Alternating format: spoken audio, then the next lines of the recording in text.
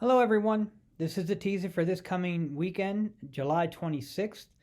Um, I had mentioned earlier in July, probably around Independence Day, when we were celebrating the country's 250th birthday and our freedom as a country, and how we didn't want to continue to pay taxes to the king in Britain.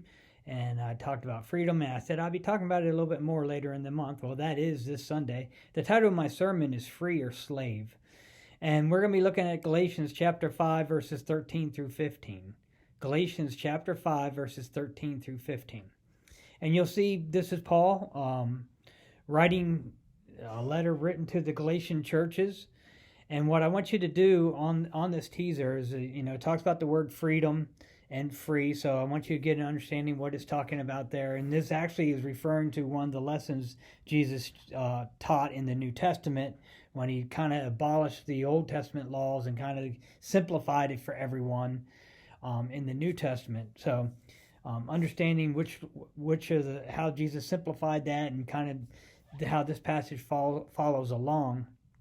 But I have 3 churches listed that kind of make up the churches of Galatia. There might be more, but I want to see, one of your challenges is go ahead and find out which churches make up the churches of Galatia. Another challenge is figure out why Paul feels the need to write this letter to the churches in Galatia. What are they doing that he feels he needs to write this letter to correct them and kind of get them back on that path? We also get to the understanding of trying to figure out what freedom means and what it doesn't. We've had this discussion before. There's a lot of things that we think we are free, but obviously we're not. There's restrictions. There's things we have to do. So you see that here in this passage. But so what's Paul telling the churches in Galatia what it means to be free? And I think it's good lessons for all of us. This gives you some things to dig into to get the understand the history and the background, and something we can talk about during the Sunday school class. So until then, take care and be safe.